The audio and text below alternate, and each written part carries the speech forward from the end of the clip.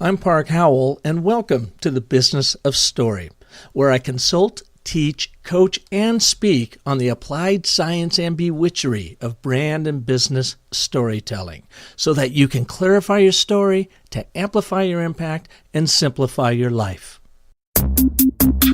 I thought it was just a stupid picture of a pig in the ocean. But after hearing that story, I had to have it. Now I wasn't just buying a picture. I was buying a story. Story literally made the picture worth more money to me. That's what businesses are about. People buy brands. People buy stories much more than anything else. I work with a lot of big enterprise companies, but let's just say I always tell folks, drop the PowerPoint, close your laptops, start with your story. If you want people to get engaged and you want people to act, you have to tell them an emotionally powerful story. That's with great characters, it's with uncertain outcomes, and it's with high stakes and drama. All business strategy is a story.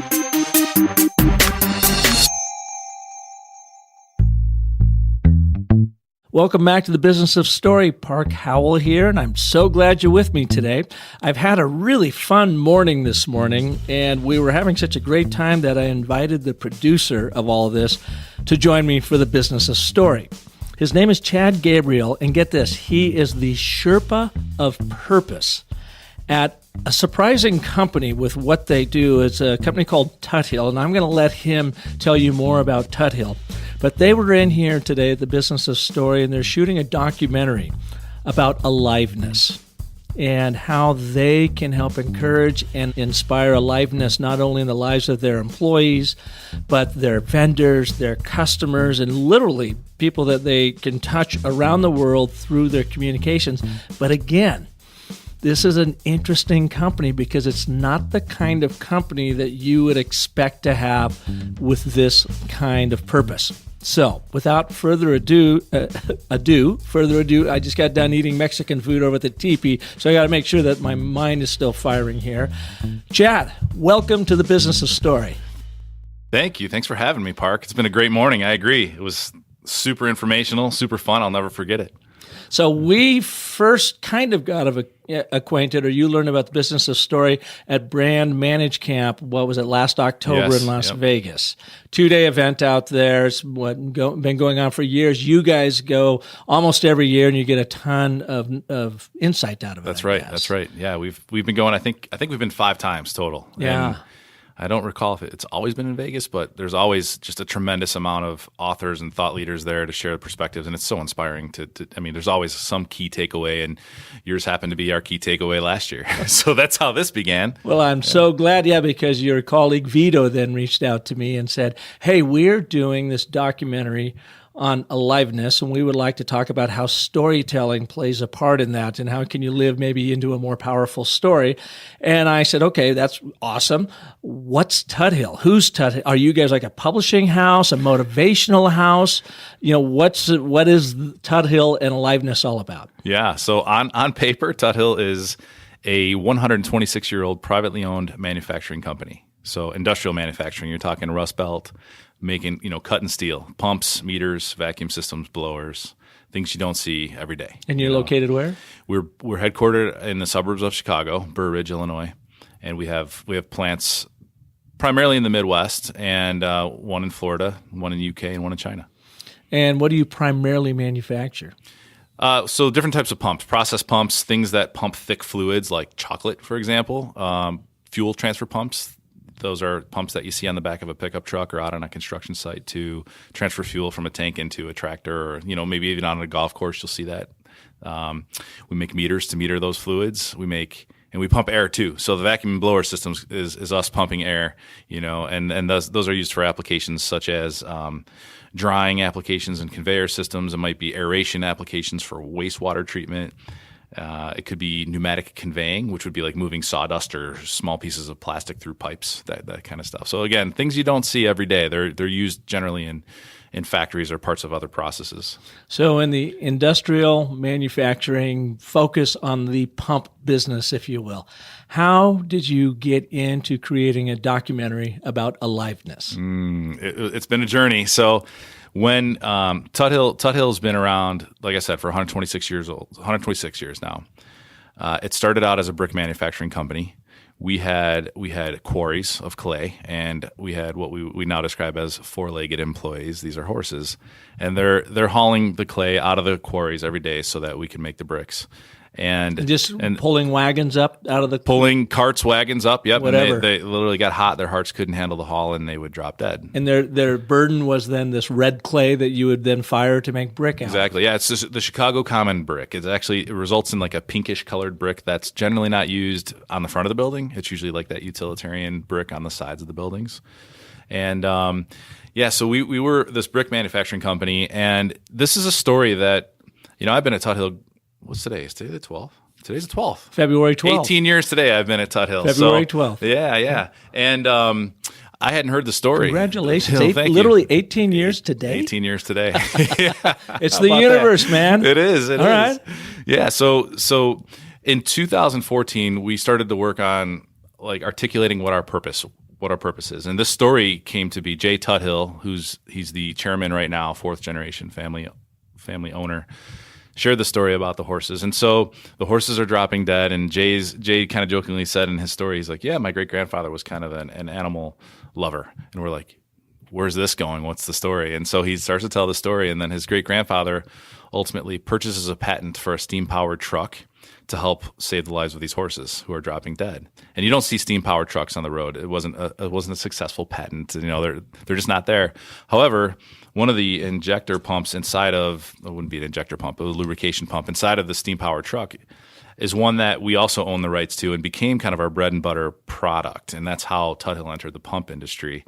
And we still make that pump today. It's used, it's about the size of your fist, and it's used to lubricate gearboxes, even in like high-tech things like the wind turbines out in the field. We're lubricating gearboxes with And this those. was the same pump used in those steam-powered trucks back then? Yeah. So you'll find industrial manufacturing, there's not a lot of high-tech evolution in some of the steel stuff. There's new sensors and things being introduced, but by and large, the mechanics of it haven't evolved too much, and certainly some evolution, but it's still the same pump. Yeah. Yeah. And it was all about helping save the lives of his four-legged friends that had been a big part of the business to that right. point. And the reason this story is important in our story is because when we were working to discover our purpose, it's like, okay, the fruits are in the roots. What's the authentic story of Tuthill and our purpose? And so we've been a company about heart right from the start.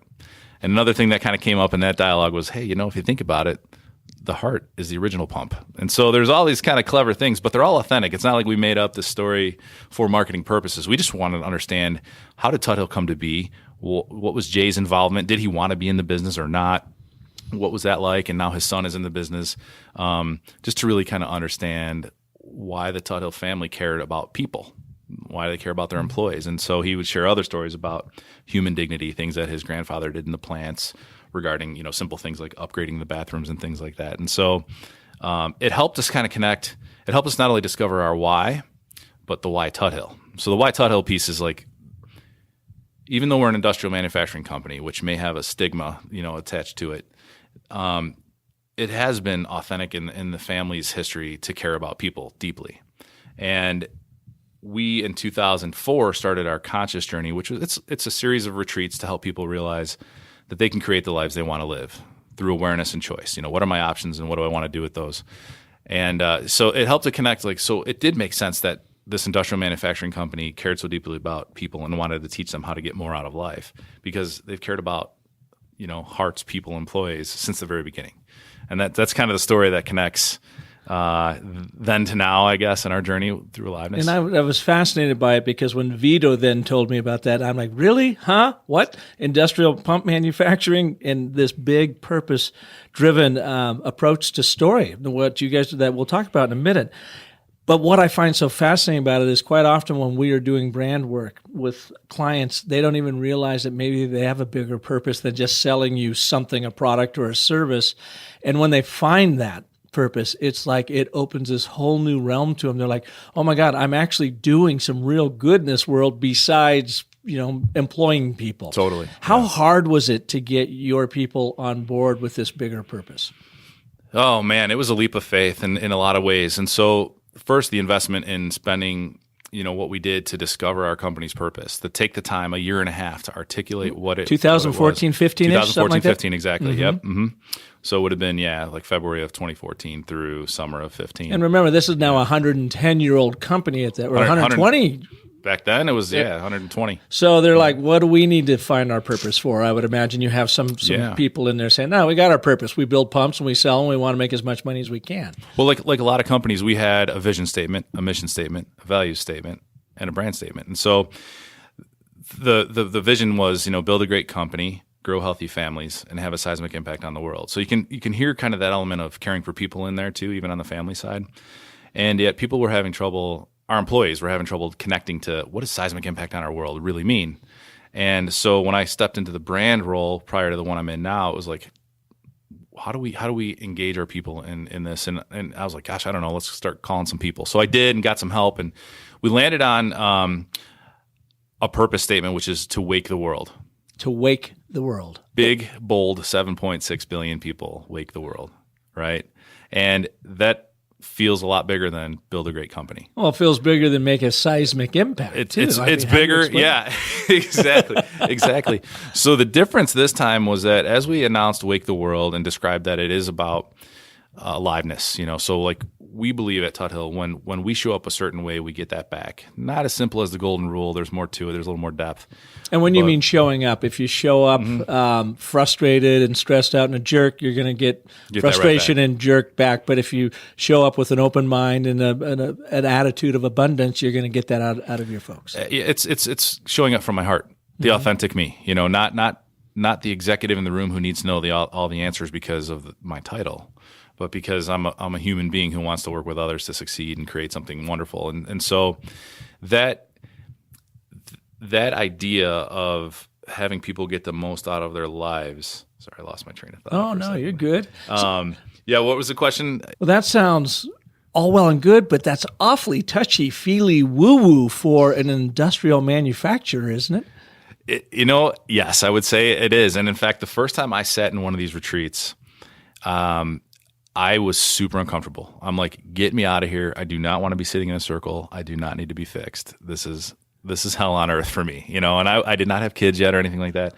Fast forward, 10 years, I'm at the front of the room facilitating these retreats. And so for me, it was a matter of being very uncomfortable to learn enough about myself to say, oh, this is really how I want to be, and I want this for others too. Not to change how they are, but just to have kind of a new filter to process thoughts and feelings, emotions through.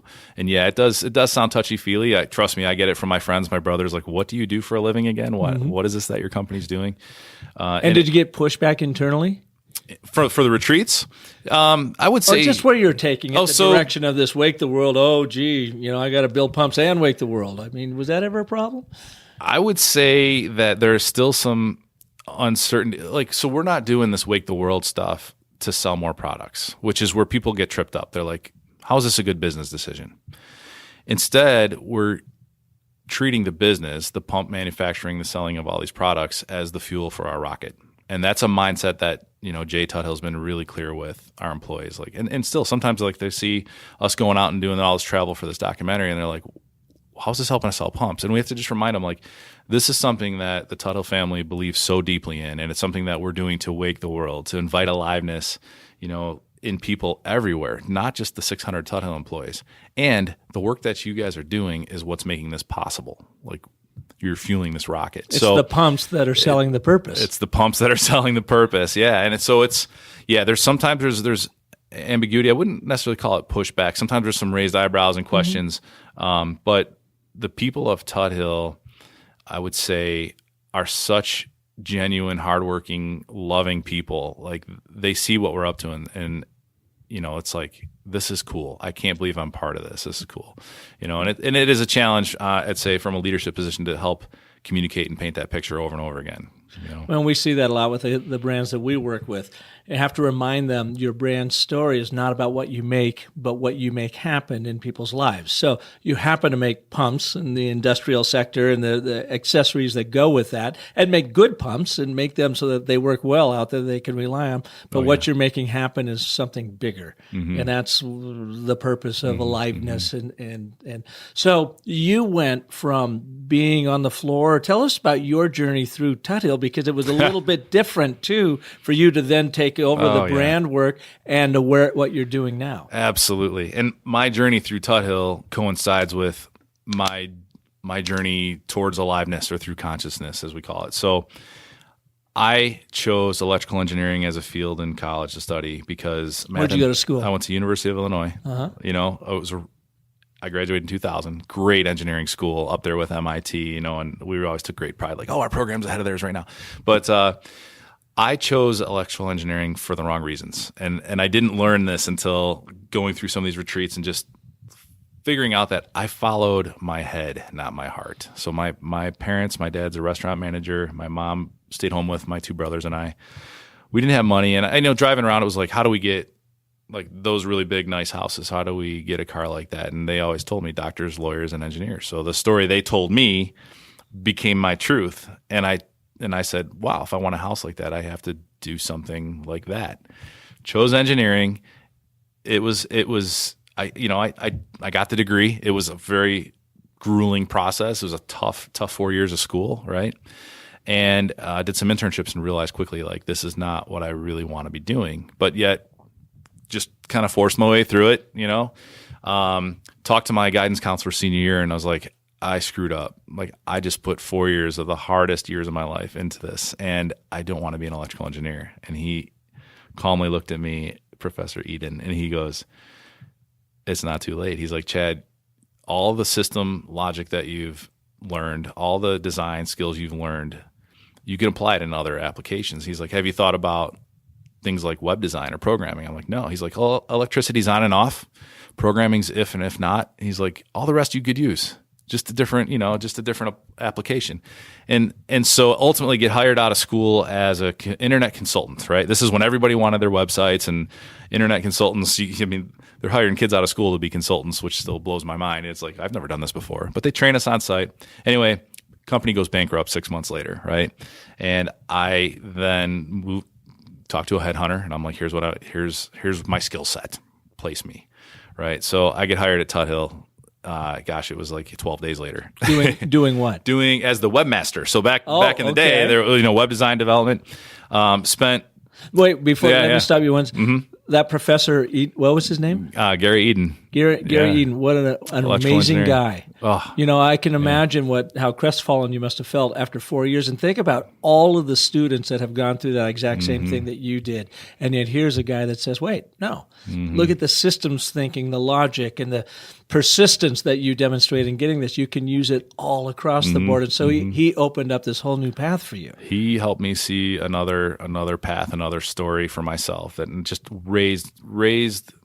elevated my thinking to a point where, suddenly I saw more options become available. Rather than I have to go in this and be an engineer, well, I have the skill set. What else can I do? And that was totally liberating, That is such an awesome yeah. Thanks for sharing that. So I'm Absolutely. sorry. So you've now just joined Tuthill, and this is what, 20 years ago? 2001. So it was 18 years ago today. 18 years ago today as their webmaster. That's right. Yep.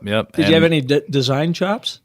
Design. I had some design chops. Yeah, it was simple graphic stuff. Typical Photoshop stuff that I learned in my 6 months of training and consulting. Right. Okay. Yeah. Right. Awesome. Basic, but that was a part of me that I realized in engineering I would not have been able to use. I've always been creative. Sculpting and painting, and not ever. Art gallery. Actually, I did win an art fair once with a sculpture, but it was an accident. I was goofing around, right? So how funny is that? I'm looking up at Park's wall here. He's got an award-winning picture from his son, and no accidents, man. Serendipity, things falling apart. It was strange painting, but yeah. Anyway. So I got to use more of my creative side, and so as I started to kind of wiggle through my career, I got good at developing websites and systems and things like that, but realized as I got more into these retreats, I like developing people, and working with people are what give me energy. Systems, it's fun challenge, it's logical challenge, it's brain work. It's rewarding when something is done, and I can say, here it is. Now your job's easier, kind of thing. And it's really there's a big beginning, middle, and end to IT projects, I think, and you know when you're done. And then it was like, okay, this transition into the brand role occurred. It's like, hey, we want to get serious about branding and telling the Tuthill story because of your web experience and whatnot. Come do branding and marketing. I'm like, okay, great. Never did that before. That was 2011, 12. Okay, right and so they did not have a department that you were moving into, but you were becoming this department. Were they just working with agencies and outside resources at this point without somebody really driving it? We had basically the marketing folks out the lines of business were doing their own thing. And it was kind of like the Wild West. It wasn't consistent branding, everything, different colors, different messaging, everything. And so I was like, let's bring that in. And the reason that came to be was because I spoke up courageously to Jay Tuthill and Tom Carmazzi. Tom's our CEO, Jay's the owner. And I was basically like, I want more fulfillment in my career and at work. And I know one day I want to run my own business, whether it's Tuthills or otherwise. And I'm not sure what to do next. Thinking they could very well say, oh, you don't love your job? You're out of here. Go find something else. But instead, they were like, we got to get you closer to corporate development and business. And literally 2 weeks later is when this brand role was created, and I got to step into that. And yeah, it was scary. It's like I'm leaving all my IT tools and skills behind. I'm starting from scratch, more or less. But what I found in this journey is I'm starting to follow my heart. I'm asking for what I want. I want more fulfillment. I want to work with people more. And they saw a bridge to that through the branding window first. And that's evolved. So that's 2011, 12. Okay, and let me stop you right there. Absolutely. Just for the listeners, because to me, anyways, as I'm following Chad's story and I'm thinking about the hero's journey, you basically wanted to shake off status quo, stasis. You've been doing the web thing. You've got that down. It's working for you. And now you're not challenged anymore. So a lot of people have a hard time overcoming that and doing something about it. So you go right to the top and say, look, I want to run my own thing, whether it's here or somewhere else, and it's time for me to move on. So you had this call to adventure, if you will. And again, fortunate for you, you had a couple people in your life that said, well, wait a minute, we don't want to lose him. How can we help build on that? And so then you took that next step, which, as Joseph Campbell would say, you stepped out of your ordinary world and now into this new extraordinary world or special world and role of brand manager, which was new to you. But you could bring some of your skills along, but you were going to have to learn quite a bit, I imagine, in this new position. Absolutely. Hopped into a class at Kellogg at Northwestern right away, some boot camp things, and started to read a lot of books and call some people, ask for help. And that's really what I think, just taking that leap, and then, like you said, once you kind of follow your heart, doors will open. That's really what Campbell said that, but I echoed it earlier today in the documentary. Yeah. That's how this has felt for me, and it's actually helped me to gain trust in doing it again and again. And so, 8 years into the brand role, this is last June. I had another conversation about, I really wish I could spend more than 5% of my time on this purpose work, which is finding volunteer nonprofit organizations that we can impact the world with, alongside, support their cause, have our employees engaged. I'm only getting to spend a little bit of time, and I really want to have this. I want to start to create something that's going to last well beyond my time. And then there's a reorg that occurs, and they asked me to head up the Wake the World area at Tuthill, and then hey, by the way, give yourself a job title. And that's where the Sherpa of Purpose came from? An uncommon job title, which comes out of our compass. Creating the uncommon is a big theme at Tuthill. And so this is a climb. 7.6 billion people, reaching them and teaching about aliveness is no small task. And that's why my entire team, and I included, have these mountain climbing titles. Yeah. The Sherpa. I'm on the journey, and I'm leading the journey. I'm carrying the bags, figuring it out as I go. So not an official Sherpa. And you guys have hired your first, I guess, were your first corporate social responsibility director by default. Right, exactly. By proxy. Yeah. But now you've brought someone on so that they're focused on that. That enables you and your team to go out and do this documentary. Oh, absolutely, yeah. The documentary thing it's a fun project because it's like, how do we take aliveness beyond our four walls? And Vito Pellicano, the director, suggested we do this documentary. And he'd only done one other small one for his brother's nonprofit. And I watched it and I was blown away. His talent just exceeded anything. Over and over again, Vito always impresses me with his work. He's a perfectionist and, very passionate about his projects that he chooses. So when he threw documentary out there for aliveness, my first reaction was, that seems way out there for our types of projects, marketing, branding. But at the same time, I'm thinking, I think we could pull this off. And I don't know how to figure, we've never done one before, but just like stepping into these new roles, we'll figure it out. And another call to adventure. Totally. And folks, you have the reluctant hero, Chad, said, "Oh, sounds good, but I'm not sure." Oh, Okay. absolutely. Lots of that going on. But over and over again, it's the amount of the outpouring of support from people, and people like helping other people, and that's something that in a lot of the retreats I've led, it's like we ask, how many of you like to help others, right? Everyone raises their hand. And that's like, how many of you like asking for help?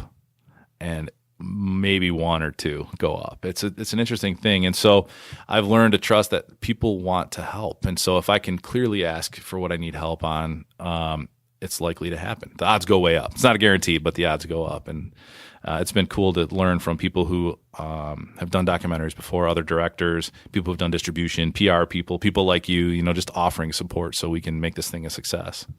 So here you have the 124-year-old Midwestern. 126. 126, Yeah. sorry about that. 126-year-old Midwest manufacturer of industrial pumps and gauges that is now traveling around the world, having some of its people traveling around the world to talk about aliveness, to define what it is in some respects, and to help people share. How hard of a sell was it? Because that's not an inexpensive proposition. How hard of a sell was it to get your people, your leadership at Tuthill to say, yeah, we're behind this? I think it was harder in my head than it actually was, first of all. So for me, it was being clear about what it is we're setting out to do and the reach we wanted to have beyond the 600 employees, getting this into the living rooms of people across the country for sure, possibly the world. But this whole time in both the brand portion of my career and now the Wake the World portion, Tom Carmazzi, our CEO, he's always like, go for the no. And this was one I was like, ooh, this is a pretty likely no, right? And at the same time, he's always been quick to say, you're going to try some things that aren't going to work, and we're going to learn from those things. And so this feels like it just was one of those projects where it's like, I'm going for the no. We've never done it before. There's some risk involved. It's not cheap, and it can have a big impact if we do it well. And so that's what we're up to. And so it wasn't as hard to get it blessed, I would say, as I thought it was going to be, just because of kind of those parameters that they're up front. And Tom's, he's a man of his word, and so they've been supporters of it, and it's now after the first episode's out and they're seeing kind of the fruits of our labor, they're like, oh, this is good. How can we turbocharge this project? So pretty cool. So let's talk about that. Yeah. What does the end product look like in this aliveness? I call it a documentary, but it's not a long-form documentary like we all think. Docuseries. Yeah, it's Docuseries. an internet documentary series would be the official, I think, description of what it is. So yeah, the long-form version is we'll have 6 full episodes. And when I say full episodes, we're not pegging a specific time. Like, they don't have to be 30 minutes. It's just, however, Vito's learned that, internet documentary series, you've got like a 5 to 15 minute attention span. So that's kind of what we're targeting for the length of these episodes. Those will be the full ones. And then in between, we'll have small vignettes about, the things that stand out as stories that are impactful as we have time to edit and pull together content from the others. So I'd say about 12 episodes total by the end of this year, 6 full, and then the in-betweeners. And you have your first one out already. First one came out January 31st, yeah, the episode 1. That sets up the story. It's like, why are we going out to do this? What do we hope to accomplish? Who are we talking to, and why? And where do they find that, Aliveness? TheSearchForAliveness.com. It's also on our Facebook page, which is The Search for Aliveness. And so they can go and start seeing this in action. And you guys were all kind enough to come in here today and sit down and got a chance to meet your crew and talk about aliveness around stories and the stories we tell ourselves and the stories we live into. But you've been traveling a bit around the world. Take us to some of the places and some of the people you've talked to. And what is we know what the premise is, but what is it based off of? Yeah. Our goal ultimately is to create the recipe for aliveness, which means we're going around and we're asking people, what do you do to feel alive? Actionable things. And we want to get perspectives from all walks of life, different cultures, different races, different genders, different social classes, different educational levels. And so we crafted a list of 15 roles of people that we wanted to go out and interview. Those would be what we'd call kind of like the regular people perspectives. And we also knew that along the way, we were going to have some concepts that popped up that we wanted to hear from thought leaders. And so that's where you come in, right? There's been these themes of storytelling, singing, and you happen to have, experience in both of those. So it's really been a cool adventure to kind of go out, do some digging, find thought leaders, do deeper digging, and now our job is to kind of patch it together to tell a story so we can express what these ingredients for aliveness are. And the idea is not that it's going to be a one-size-fits-all recipe. It's like pizza, right? So some people like it with sausage, some people don't. Thin crust, deep dish. The idea is to get these ingredients out there, let people slow down in their lives and see what they might want to try to introduce aliveness in there, right? Do you ever run across the challenge of maybe feeling like you're, being preachy or holier than thou, and that it's like you have to kind of dial yourself back sometimes? Because I've experienced 100%. That in my own work 100%. As well. We're not experts. I'm learning as much from this as anyone, and the idea of going out there, that's part of the reason we named it The Search for Aliveness. It's not like the recipe for aliveness. We're just going to find this out. Yeah, and it really what it is it states at a deeper level how committed we are to aliveness as a culture at Tuthill and beyond. It's like, let's go learn about it. Let's not pretend we're experts day one. Let's go out there and figure this out from all the people that we can with these diverse perspectives. And back to so those roles we were creating, we went to Mexico first. Actually, our first one was to go talk to an individual who lives in extreme poverty, has nothing, and her story about living on her her aunt's ranch with about 80 family members, and women were mistreated there. So she left. She left and went to a small town called San Pancho. It's about 40 minutes from Puerto Vallarta in Mexico. And soon basically got married, had a baby, and she's at that age, she's 16 years old. And she lived in a house with 4 other families that would be the size of, I think the whole house was 20 by 20, 4 families living in it. And had no education, no skills really, but found through connection and community, a community center that helped teach her how to make jewelry. So she learned how to make jewelry and run a business to make enough money to support her child and some of the families that live under the same roof as them. And so we're learning that even when you have nothing, as long as you have people in connection and support, there's a lot of aliveness in that. And so it's like, how do we tap into our communities here? This is in Mexico, but back here, how often do we actually vulnerably step in, ask for help, and just take that to a place where like now I love these people. Like the amount of hugs and things in this small community, people walking around, genuine care, they know everyone's names, and it always takes me back to walking down the busy streets of Chicago, people looking at their phones, barely acknowledging that one another are crossing paths. It's just a different look at it. So, that, and also in that from that perspective of having nothing, nature showed up again. And so like nature's been a theme throughout these. Anna was her name. She would go and she described like she feels most alive when she's walking along the beach and it's raining, hearing the sound of the waves crashing, hearing the rain, land on her shoulders and things like that. And she just raising a child so that they want to make the world a better place. Like just kind of cool purpose, a little bit of purpose there, a little bit of connection in there. These are elements of aliveness as we describe it. But yeah, so that was our first Mexico. You guys went to Africa. We went to Africa. Recently. We just got back a couple weeks ago. We were in Zambia, and we went and visited some, I'd call them thought leaders on a concept called Ubuntu, which is I am because we are. That's I exist for the sake of the tribe. And that came up because as we were in Mexico, believe it or not, I had a conversation with a guy who was like, did you ever think that this notion of exploring aliveness and finding purpose and things like that is different in developing countries? And I said, I hadn't really say more. What do you mean? And he's like, well, I think if you ask someone what their purpose would be in Zambia, they might say sweeping the floor. And I said, no kidding. He's like, yeah, why don't you come and check it out? I know some people over there. So that's how we, it's just kind of following this thread where it takes us, but with intentionality, And sure enough, when I hosted a class with 40 kids in there, had them draw pictures of what they do to feel alive, sweeping showed up, singing showed up, planting showed up, right? Cleaning showed up. And that's because that's their role either in their classroom or in their tribe, and they feel complete because they're contributing to the bigger picture. And they're finding a certain amount of flow or aliveness in doing that, something that we would look at that would just seem completely foreign to us. Yeah. So how are you finding these stories?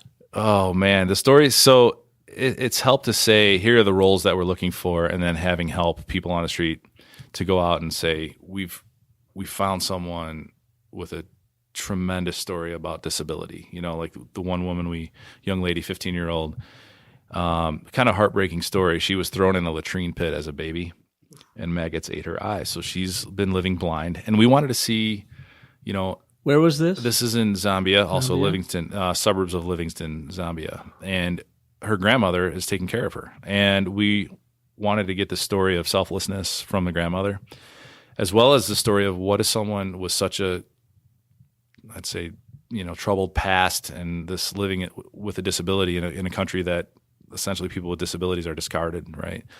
What does she do to feel alive? And so just being curious, like going to say, hey, we're going in there to learn. We're definitely not going in there to teach. We want to know, what do you do to feel alive, right? And, sure enough, Nandila talked about telling stories, hearing stories, singing, and this dream of education. So she's met another person with a disability there who we also were able to interview. And what they do for fun is share stories of what this other girl has learned in school. Because Nandila has no opportunity to go to school. There's only one school for the blind in all of Zambia, and it's a 12-hour bus ride away. And so, we're currently working on ways to maybe make this possible for her if she wants to do it. It would mean she'd have to move out from her grandma, right? She's 15, and but we're just exploring options there. But it's just cool. I mean, I got to talk to her about the five senses. She'd never been taught about the five senses. And so through the translator, I'm explaining to her, you actually have probably better hearing and smell and touch than most humans because you lack vision, right? And she smiled, and I told her about Stevie Wonder, and I played her some Stevie Wonder music and just told her, hey, there's ways to succeed as a blind person, in a big way, and played Superstition for her, and she was like, yeah, so and she asked, how do you learn music if you can't see? I said, in my opinion, you learn music with your ears and through touch. Mm-hmm. You feel it. And so, I mean, that small moment, it's like, that's where I feel like this journey that we're on, and despite it, the deliverable here is a documentary series, we're impacting lives through just us sharing and interacting with these people. And hopefully, somewhere along the way, there's one seed that's planted that grows into a big healthy tree, That's amazing. What was the reaction to your first episode that you launched? Really supportive. For us doing it the first time, I was like, man, how did I do as a host? I'm not an actor. I'm not, Mike Rowe of Dirty Jobs. I'm just a guy who works. Because you're getting right in the middle of this stuff. You're jumping out of airplanes. And yes. And you pulled a hamstring over in Africa doing a split. I ate a caterpillar. Yeah. Did hot yoga. So you're the micro of aliveness. I think now, so. Huh? That's the idea. Yeah, we're not asking people what their dirty job is. Well, when it comes, I look at Sherpa of Purpose. So you're carrying this purpose on your shoulders, and you've got the war wounds to prove it. I want to try it, absolutely, and I want others to try it as well. So when they saw you doing this first episode again, what was the reaction to all that? First, the most pleasing reaction was, I can't wait for episode 2. So that outpouring of support was amazing, and it wasn't just like friends and family; it was just complete strangers. Can't wait for episode 2. Wish there was more, and. Then some people sharing, like, I was in tears. I don't know why, but it made me cry. And I'm like, oh, well, they're feeling something. This is cool. So Vito, again, did a tremendous job writing. He worked with you on helping to set up kind of not just the and, but, therefore, but the whole framework, the hero's journey. Like, how do we tell this story? What are the obstacles we're facing? That was a tremendous help for us. And when I said literally out of brand managed camp last year, like, we took what you taught us, Vito took it to heart and has been very committed to, like, I want to tell the story this way. That makes me feel great. It's so good, man. It's so good. And the fact that it resulted in people like, I'm crying and I don't know why. Like, yes, there's an emotional side to the story that if we do this well, not perfectly, if we do this well, people will listen. And so just to see kind of the Facebook likes going up and people asking for episode 2, it's an organic type of thing. We're not dumping a lot of money into advertising. We're not distributing this thing on Netflix and Hulu. in fact, just because we don't know how. It's like, if we get there, great. But we're not trying to make money through the distribution of this thing. It's like a public service project, I guess. Are you editing it as well, or who on your team is editing it? That's Vito. Vito, yeah, he's director, writer, editor. All jack of many trades. That just takes a lot of time to make that happen and make it happen well. Oh, yeah. And luckily, he's, like I said, he's very driven, motivated, loves the project, loves his work, and is super talented. So, who are some of the other thought leaders that you've had a chance to interview and we haven't seen the episodes yet? Yeah. So we talked to Holly Semenoff, who is, she runs a company, I think I'm going to get this right, Body of Light out in Utah. I think it's Tooele, Utah. And so she is a woman who can read your energy, like see the aura around you. And she's a yogi, so she's, and into breathing and meditation. So she brought kind of the present and engaged component of aliveness, just a perspective on how, a lot of talk is about how do we take care of our bodies and put the nutrition in. But there's this other side of how do we take care of our minds so that it takes care of our bodies, kind of an inside-out perspective. And that's actually in episode 1. She touches on that interview a little bit. But I got to stop there. Yeah. So this is just so fascinating to me. So here's someone that reads auras, can see auras. And I just keep going back to your constituents back at Tuthill, the folks on the line building pumps. Are they just thinking you are out of your mind? I'm sure they are, and that's okay. That's okay. It takes being out of our minds a little bit to learn. Good for you. I'm okay with it. Absolutely Awesome. Okay with it. So next up, you in addition to Holly? So we talked to Jim Peterick. He has a long formal title, but he's the guy who wrote Eye of the Tiger. He started the band Survivor. He's been involved with Ides of March and 38 Special. Like, he's got a number of hits. Eye of the Tiger, wasn't that the Rocky? Eye of the Tiger, Rocky 3 anthem, I believe it was. I thought that was like Rocky's brother wrote that, but I guess not. Okay. No, Jim Peterick, man. This guy, 70 plus years old, purple hair. I think he's 70 plus. Yeah. He's such a ball of energy and so wise, and had us in his home studio to talk to us about the creative process and music as a thought leader there. And God, his episode is going to be phenomenal. He's just done so much, and the way that he talks about how to capture those moments of creativity, even if it's when you're dreaming, like, just his process for that. There's some really good stuff in there. That. Mm-hmm. Yep. And I'm trying to think of who else. So it's been mostly what I would say the regular people and the thought leaders are coming to kind of reinforce those folks out in Zambia. They would have been thought leaders. There's tribal teachers and things like that to talk about Ubuntu. Mm-hmm. So that concept was cool because it's literally treating complete strangers like family members. And I shared a story earlier about one of the guys who was telling us a story. His father used to work for the railroad and found a person kind of wandering along the tracks from Zimbabwe, right across the border, saying, "I'm looking for my family in Zambia." And he's like, "Come on in to our house." Like, brought this person in, food, water, shelter, and required that their kids, this guy that was telling the story was one of the kids at the time, they had to call this person mother, because they bring a stranger in and treat them as family. That's part of that. And it's not just a Zambian thing, it's all over Africa. And I asked them, how long has this tradition or this philosophy existed? They said since the beginning of time. How do you learn about it? Is it in school? No, it's just through story, through bonfire tales from the elders and things like that. And so another example of the power of story, how this, from the beginning of time, the people of Africa have this belief that we should love, deeply for one another and care like everyone's family. Yeah. Well, it's a good example of one of the core elements of story, and that is stories are scalable. So it's scalable over the course of time to carry on this tradition, but then also retold in their own ways. And so really, really fascinating. And here you're in Phoenix today, you're leaving tonight, you're heading up to Oakland to speak with another thought leader up there. Yeah, so I was going to say, you're one of our thought leaders too, Park, and that is really relevant because of the theme of creativity and music that have shown up, and again, story. So like you get to tie some of those points together for us of things that we just saw. Yeah, we're going to Oakland. We're actually going to Berkeley to talk to the author of the book, True Purpose. His name's Tim Kelly. And Tim created a process for individuals to, I'd say, discover and articulate their purpose. And, for any of you out there listening who've had traditional life coaching or career coaching, mentoring.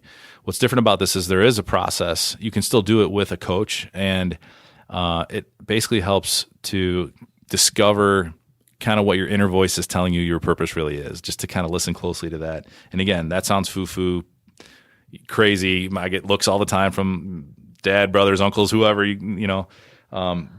It's only because it makes them uncomfortable because they know it's true. Yeah, I think so. There's a way to access this, and you have to spend the time to do it. And so yeah, Tim's process is really cool. For me, it helped me discover. So my purpose is that I'm a beacon of joy, and my message in life is that every individual, every one of us, can create the lives we want to live. And there's no accident that that's aligned with this project too. I love learning about people. It brings me joy. Creating the life you want to live is something that I don't think everybody realizes they're capable of doing. You know, there's a lot of like just getting washed along by wherever life takes you. Well, you were being washed along by your hope of affording a big house and fancy car by being an electrical engineer. Because your folks said, be a doctor, a lawyer, or an engineer. That's right. So you bought into that story only to Sure find did. you came out the other end. But that's all right, because it took you down a path that you could use all that knowledge that you gained. It just is not the outcome that you first envisioned. There was something much bigger waiting for you. And that goes back to what Campbell said, when you follow your bliss, doors will open where there were only walls before. And you're seeing that now in what you're doing in your life. Have you always been a beacon of joy? I mean, when you look back, is that authentic to who you are? Sure. But now you're able to say, yeah, man, this is what I do. 100%. Yes. Yeah. People, when you ask people about me, they're always like, yeah, Chad brings a positive energy to the room, you know, inviting smile, that kind of like, we're good at sharing feedback at Tuthill, so it's cool to hear that there, and even through family. But yeah, would you say so? I don't know. Well, when you showed up here, yeah, absolutely. You're like, hey, Chad. Yeah, I mean, you came in and you had the big smile going. You know what I chalk that up to? My stereotypical way. I go Midwest, man. I love the Midwest folks. What you see is what you get. Good people, hardworking. I mean, you know, as we talked in the documentary, my father was from North Dakota, and I just, you know, saw it from his tribe out there. And so I just chalked it up to that. But no, after now spending the majority of the day and having delicious Mexican food. I can see that. The being a beacon of joy, but I can also see why people would make fun of you with that. Oh, here comes the beacon of joy. And my title, Sherpa of Purpose, right? Yeah. And, you know, it's just I've just come to really roll with it and own it. And it's like, as we get through that kind of surface mockery, it's like, this is what I'm really up to. And everyone's like, that's really cool. Yeah, because the truth scares the hell out of us. It really does, and we all fight it all the time. And I personally like the beacon of joy, and I can say it is authentic to who you are. Oh, thanks. Who I've got to know. But I also feel that through your group, through your team that's here. Alita and team. Vito and absolutely, and Erica, who's not here today. She's the director of photography. She's you know, done the international trips with us and has been there the whole way too. So super talented, just huge heart, great to be around. And so, yeah, I've been fortunate to have this team, and even CJ, who's on my team, you know, back at the ranch working on these nonprofit partnerships. So you're going to be coming out with 12 episodes in this first Aliveness series, and you're hoping to have launching one a month essentially coming up here. Well, the six full episodes every other month, and then the in-betweeners will be the smaller ones. So it'll be, for example, something that might not make the big episode out of Jim's interview will be that story where Sylvester Stallone called him up and said, yo, Jim, I need a soundtrack for Rocky 3. It better be good. Yeah, totally. So he tells that story, but it won't necessarily make the main episode with him in it, but it's a great little vignette kind of for us to share in between, you know, while the crowd waits. So what is going to be your measure of success in this? How are you going to, after a year of this, saying you were on the right path? Part of it's just quantitative. How many people saw this? How many people watched the series all the way through? But I think that stories that come in of how this inspired people to create a shift, or things that they were able to try and say, I started doing this and what a difference it's made. That, for me, the more qualitative is going to be more impactful than the data, for sure. Those stories are, and that's something, again, at Tuthill, we're, I'd say, hesitant to measure things so that we don't produce the wrong results. I mean, we measure a lot of different things, but in this case, like the impact of the retreats on people, it's not like how many people went through the retreats is the main metric. We do track that, but really it's those stories of how did this change my life? How you know, how's it caused a shift where I can now go do something that I'm really listening to my heart instead of following my wallet, for example, or, and those are the really powerful stories that I believe not only fuel me, but Jay's desire to keep investing in this. Now, this last question here, this is like brand and business storytelling on steroids. It is. What would you tell, or what advice would you share with our listeners if they're like, oh, I could do this at my company, but someone's going to push back, or, oh, I think this would work with our brand to get it to resonate, but I don't know if I've got the resources to pull this off. How do you get people over that, and how do you see this as like maybe one of the most valuable marketing, branding, sales tools you've ever produced, even though it's not about selling pumps? First of all, I would say be prepared to take a leap and think big, meaning realize that your business does not just exist for the profit. If the leadership there believes that that's so, if it's a public company, there might be additional challenges there because your shareholders think it is. But when you can get to a place of our business exists for more than profit and the leadership's in on that, then you can say, okay, what are we really here for? What are we really here for? We're here to wake the world, And so that was the big, and include the leadership in kind of the articulation of why you're really there. What's your why? What's your purpose? Because it can't just be like a few marketing folks bringing it to the top saying, this is our purpose, and I think we should kind of do everything around this. Because believe it or not, this notion of wake the world is actually the very first goal that we have, even above all the business objectives. It's like that's where the tip of the pyramid is, wake the world. And because of the support from the top there, everything we can do, whether it's product development, sales, everything, it's for the sake of waking the world. And just wake the world to get people to understand what aliveness really means, and that typically means following your purpose in life and what you're supposed to do. Yeah, it's just that all those different facets of aliveness are present, and you're doing everything you can to create those in your life. And wake the world is kind of like the rally cry behind aliveness. It's like, why do we exist? To wake the world. And it goes back to the pump of the heart, the heart of the pump. The heart is the original pump. Yeah. So that support, and everyone always says, for big projects, you need to have executive support, and no exception here. Getting to the authentic story or core behind what it is, and having that leadership team, preferably like even the owner, if being involved in that process, it makes it a lot easier because they're part of, just like any good team effort, you want to create it together so there's ownership. Doing this with the ownership present is critical, really. Yeah. I can't. I'm sure it's worked other ways, but this one was particularly easier because Jay was involved. And an observation from me to wrap up here is, you also don't have to wait until you are the perfect documentarian or storyteller or got it all dialed in, because like you said, you're learning as you go. And you get to show that authenticity and the vulnerability in the pieces that you create, which make them connect on a human level even that much more. I haven't thought of it that way, but that makes complete sense. And I think part of the leap of faith I was talking about earlier is that, what do you want to say yes to even though you can't see the path forward? You don't have all the answers. And think about it, like in an industry where there's a lot of engineering, it's like, well, we would never do that. We don't know how to do that. What do you want to say yes to? What do you want to create? And then just trusting that you'll get there because you have people who are committed to it, and you're working alongside people with great hearts, great talents. You're going to figure this out. That's the leap of faith.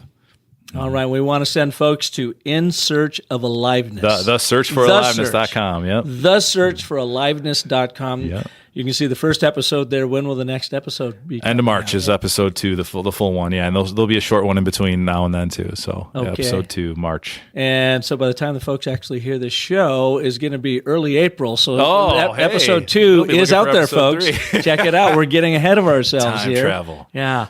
Chad, thank you so much for being here. Really You're enjoyed welcome. it. Thanks for having me, Park. This was fun. Thanks so much for coming out here today. It's awesome. I appreciate it, and I'm really honored to be a part of your series, and I can't wait to see how it comes out. I hope I said something smart. Oh, all of it. Most of it, yeah. There was that one thing. Yeah, I know. But that's what editing's all about. Vito. Well, thanks, Chad, and thank you all for listening to this edition of The Business of Story. Man, go check it out, thesearchforaliveness.com. And if this show is, really powerful for you, if you're feeling it, and there's family, friends, colleagues, bosses, or you're trying to push a similar storytelling initiative in your business or brand, be sure to share this episode with him. Chad has got a lot of great insight about how to do this, and I'm sure he'd be even happy to talk to you. I'll put him on the spot. He's nodding, saying, yeah. Reach out to him and ask him how he went about doing this, because I personally think the more brands and the more businesses step up in this role, the more we're going to unite people around the world. And God knows we need it. We're in such a divided world, divided nation right now, that I think, anyways, story is what unites us, because we have to create common ground for each other, and we get that only through understanding, empathy, and a truly appreciation for the journeys that our audiences are on and how we can actually impact those in very, very positive ways. So feel free to share this episode. And if I can be of service to you, you know where to find me, thebusinessofstory.com. I've got free tools, tips, techniques, talents, you name it, waiting for you there to help you craft and tell compelling stories that sell. And he's really good at what he does. Oh, thanks. And I didn't even have to put in a quarter for really that. Thank good. you for that. Yeah. You threw me. Yeah. Sorry, Mark. But thanks again. And remember that the most potent story you will ever tell is the story you tell yourself. So make it a great one. Thanks for listening.